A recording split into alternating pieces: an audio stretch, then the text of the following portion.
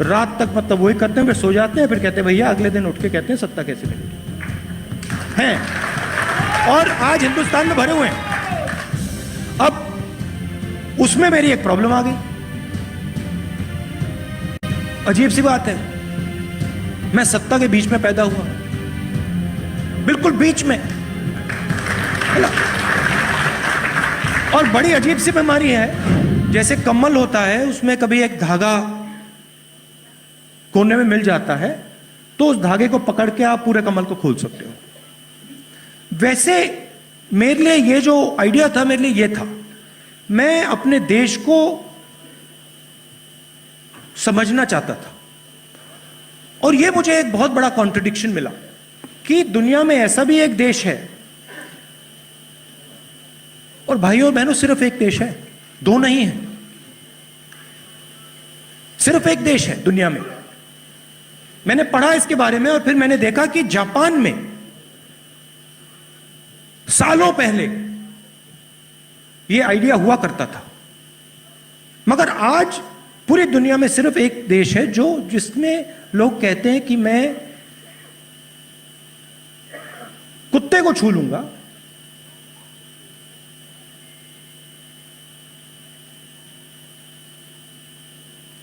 Cockroach को मार दूंगा,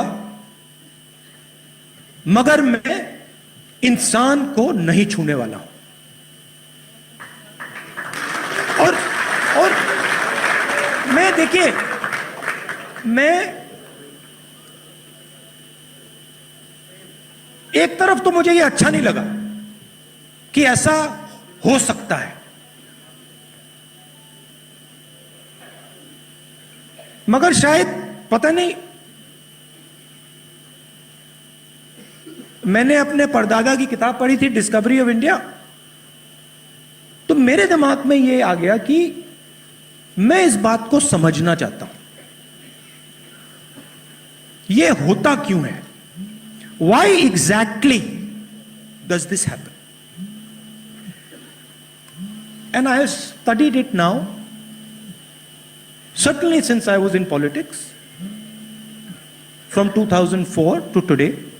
It's been in the back of my mind. What is this? What is this? Why is this happening? Why is this happening?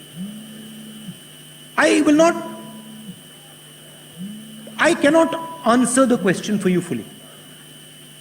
I cannot tell you that, look, this is the precise reason it happens. But I have a sense now, much better than I used to before, that this is actually what is going on inside the person's mind when he says, I will refuse to touch you.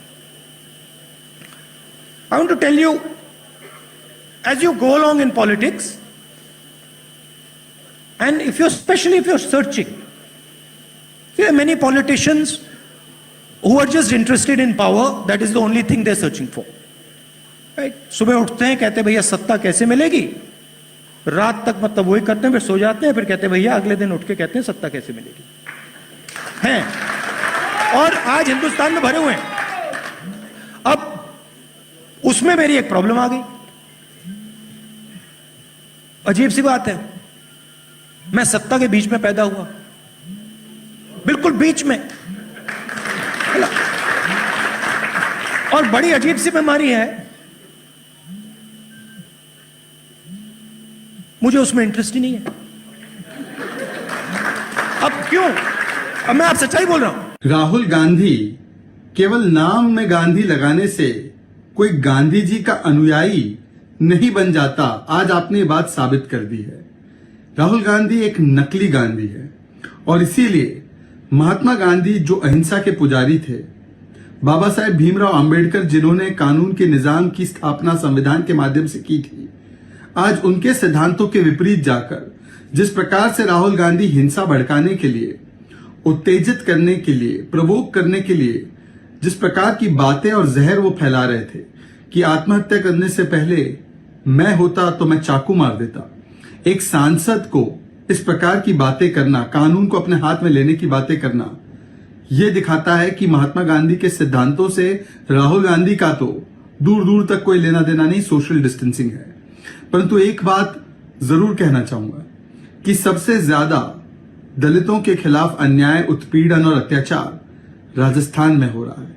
पिछले 3 वर्षों में NCRB के data के हिसाब से सबसे ज्यादा उत्पीड़न वहां पर हुआ है। वहां पर जब से कांग्रेस की सरकार आई है, जो उत्पीड़न की घटनाएं हैं दलितों के खिलाफ, वो लगातार बढ़ती जा रही है तेजी से। दलित महिलाओं के बलात्कार में भी बहुत इजाफा हुआ है।